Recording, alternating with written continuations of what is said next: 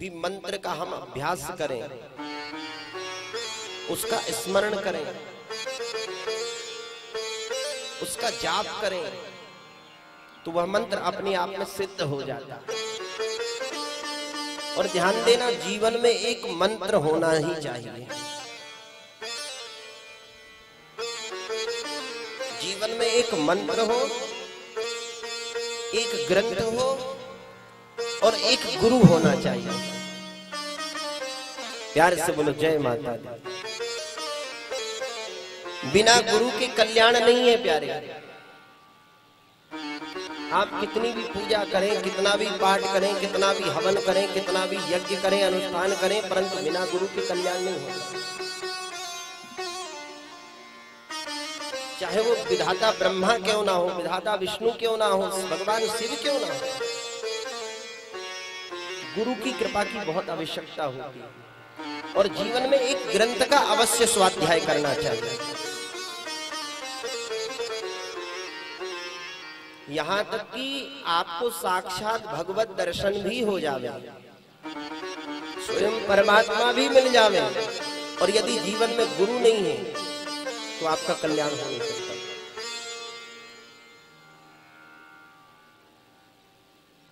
महाराष्ट्र के एक संत हुए, संत श्री नामदेव जी महाराज। ये भगवान विट्ठलनाथ की उपासना करते थे। विट्ठलनाथ भगवान की इनकी ऐसी भक्ति की स्वयं साक्षात भगवान विट्ठलनाथ प्रकट होकर के इनके हाथों से दुग्ध पान करते थे, भोजन कराते, अपने हाथों से दुग्ध पान कराते, श्री विट्ठलनाथ की सेवा करते। एक दिन की बात, श्री नामदेव जी महाराज एक संत सम्मेलन हो रहा था, वहां पर गए। उसमें अनेक संत थे, संत नामदेव जी महाराज, संत ज्ञानदेव जी महाराज, संत तुकाराम जी महाराज, संत एकनाथ जी महाराज, मुक्ताबाई, जलाबाई, बहुत से संत। और यह संत सम्मेलन एक कुंभकार के यहाँ हो रहा था। कुंभकार समझते हैं? कुंभकार तो जानते ही हो, जो मिट्टी के बर्तन आदि तैयार करता है, घड़ा बनाता है, सुराही बनाता है, उसे कुंभकार कहते हैं। तो कुंभकार के यहाँ ही सम्मेलन, संत सम्मेलन। उसी समय एक छोटी सी बच्ची मुक्ताबाई, उसने एक लकड़ी की थापी देखी महाराज। एक थापी होती है कुंभकार के पास, जिस थापी से वो महाराज घड़े को ठोक ठोक करके देखता है कि कच्चा है या पक्का, इसका परीक्षण करता है। लकड़ी का वो लेता है थापी। ये मुक्ताबाई को पता नहीं क्या सूझी महाराज, और इसने सोचा कि कुंभकार इस थापी से घड़े का परीक्षण करता है, तो मैं भी क्यों ना परीक्षण कर लूं। तो उस थापी को उठा करके महाराज जितने भी संत वहां पर बैठे थे सबके सिर पर महाराज ठोकने लगी, कहने लगी कच्चा है क्या पक्का, कच्चा है क्या पक्का। यह दृश्य को देख करके महात्मा भी बड़े मुग्ध हो रहे थे, मुस्कुरा रहे थे कि बेटी ये क्या कर रही है। परंतु नामदेव जी के जब सिर पर ठोका तो नामदेव जी बड़े क्रोधित हो गए। बड़ी विचित्र बेटी है, इसे बिल्कुल भी लज्जा नहीं है, बिल्कुल भी इसे भय नहीं है, डर नहीं है। संतों के समूह में, सम्मेलन में इस प्रकार से हमारा अपमान करती है। बिगड़ गए महाराज नामदेव जी, इतने बिगड़ गए कि उस सम्मेलन को छोड़ करके ही महाराज मुंह लटका के घर पे आ गए वापस। मुक्ताबाई कहने लगी बाकी सब जो जितने संत थे वो तो सब पक्के थे, ये कच्चा है। अब ये सुनकर के नामदेव जी महाराज को अच्छा नहीं लगा कि उस अबोध बालिका ने मुझे कच्चा बताया। उदास मुंह लटका के महाराज घर की ओर आ रहे थे। विट्ठलनाथ जी ने जब दूर से देखा, ओहो नामदेव जी। विट्ठलनाथ जी ने कहा कहो नामदेव क्या हुआ, कहां से आ रहे हो, और ये मुंह लटका हुआ क्यों है तुम्हारा। नामदेव जी कहने लगे भगवान मत पूछो, ये बताओ प्रभु आपका मुझे साक्षात्कार हुआ। प्रतिदिन आपका मुझे दर्शन होता है, स्वयं मेरे हाथों से आप दुग्ध पान करते हैं, प्रसाद ग्रहण करते हैं, और आज उस बच्ची ने मुझे कच्चा कह दिया कि मैं कच्चा। भगवान विट्ठल नाथ मुस्कुराए और कहने लगे, नामदेव जी, उस बच्ची ने जो कहा वो ठीक ही कहा, तुम कच्चे ही हो। अब तो नामदेव जी और विचार में पड़ गए कि प्रभु अब आप भी मुझे कच्चा कहते हैं, क्यों मैं कच्चा हूं? बोले इसलिए कच्चे हो क्योंकि तुमने अभी तक कोई गुरु नहीं बनाया, अभी तक आपने दीक्षा नहीं ली, गुरु दीक्षा नहीं ली। नामदेव जी कहने लगे, अच्छा प्रभु ये बताओ दीक्षा क्यों ली जाती है, गुरु क्यों बनाया जाता है? जहां तक मैं तो समझता हूं, मैं जानता हूं कि भगवत प्राप्ति के लिए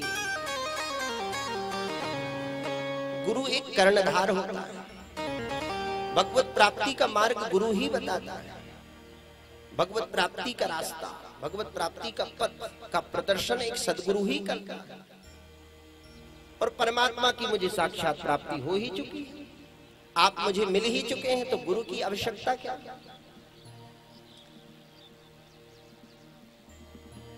भगवान विट्ठल नाथ जी कहने लगे, देखो नामदेव जी, मैं मिल गया हूं तो क्या हुआ, परंतु मेरे स्वरूप, मेरे बोध, मेरे स्वरूप का बोध, मेरे स्वभाव का बोध आपको नहीं है, मेरे तत्व का ज्ञान नहीं है तुम्हें।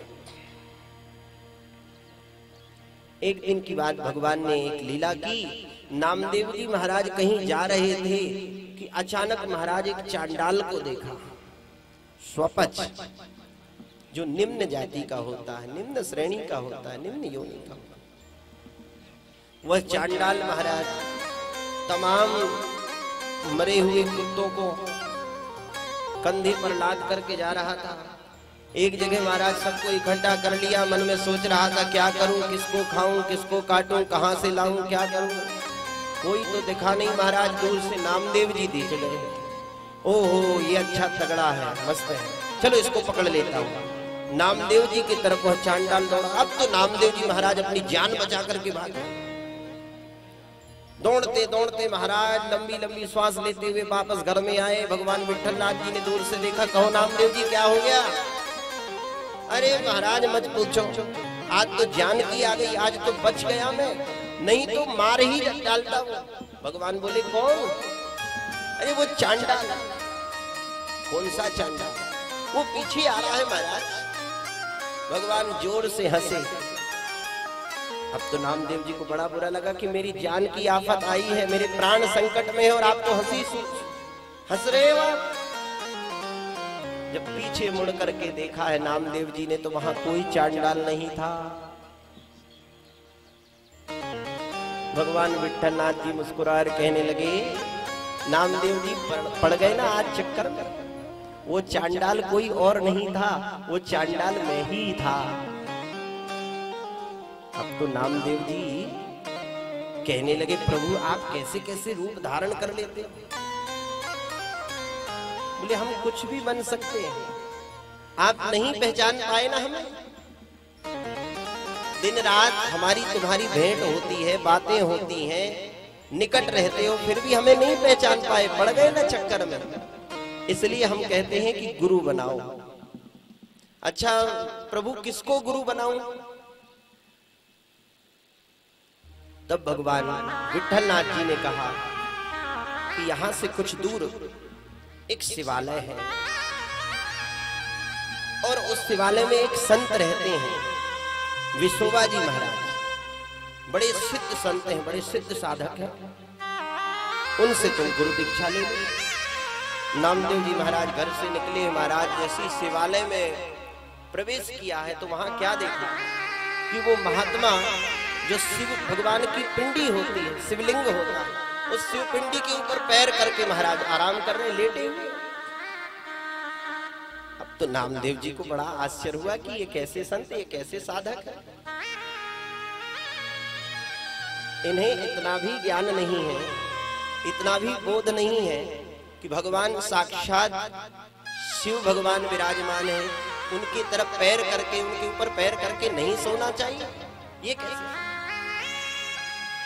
तो कौतुक बस प्रश्न कर लिया। महाराज जी क्षमा चाहता हूं, आपसे एक ही प्रश्न करना चाहता हूं, आपको ये ज्ञान नहीं है, ये बोध नहीं है कि शिव जी भगवान की शिव पिंडी, आप उनके ऊपर पैर करके सो रहे हैं? महात्मा मुस्कुराए कहने लगे, नामदेव तुम एक काम करो, हमारा पैर को उस तरफ कर दो जहां शिव जी ना हो, हम बड़े असहाय हैं, उठ नहीं सकते हैं। नामदेव जी ने उन महात्मा के संत के पैर पकड़े महाराज, और उस दिशा से दूसरी दिशा में पैर रखे। जहां पैर घुमाते वहीं शिव जी प्रकट हो जाते हैं। अब तो नामदेव जी चक्कर में पड़ गए। बात समझ में आ गई कि यही श्रेष्ठ संत हैं। तुरंत विश्वोबा जी महाराज से दीक्षा ली है। और सज्जनों, उस दिन से श्री नामदेव जी को प्रत्येक जीव में भगवान का दर्शन होने लगा, विठलनाथ जी का दर्शन होने लगा। वहीं पर रख सोचा थोड़ा सा ठंडा हो जाए प्रसाद, फिर भोग लगाएंगे भगवान विठलनाथ जी को। इतने में महाराज एक श्वान आया, श्वान दत्त जी महाराज, प्यार से बोलो जय माता दी। श्वान समझते हैं? क्यों नहीं समझोगे? कोई अमेरिका में थोड़ी ना बैठे हो आप लोग। ग्राम सिंह जिसको कहते कुत्ता, उसी समय महाराज वो श्वान आया और जितनी भी रोटियां थी सबको महाराज, अभी पूरी रोटियों में घी लगा नहीं था, तो उन रोटियों को मुंह में दबा करके कुत्ता भागने लगा। नामदेव जी भी पीछे पीछे भागने लगे। अरे प्रभु, अरे विठलनाथ जी, अरे प्रभु जरा रुको तो सही, जरा रुको तो सही, ऐसी रूखी सूखी रोटी पाओगे क्या? थोड़ा सा घी तो ले जाओ, साथ में घी तो चुपड़ लो। मैं सच कहूं, उस श्वान के शरीर से भगवान विठलनाथ का प्राकट्य हो गया। तो मेरा कहने का तात्पर्य ये है कि हम कितनी ही किताबें पढ़ लें, कितना भी हमें ज्ञान प्राप्त हो जावे, परंतु जब तक सद्गुरु की कृपा नहीं होगी, जब तक गुरु की कृपा नहीं होगी, तब तक हमारा कल्याण नहीं हो सकता।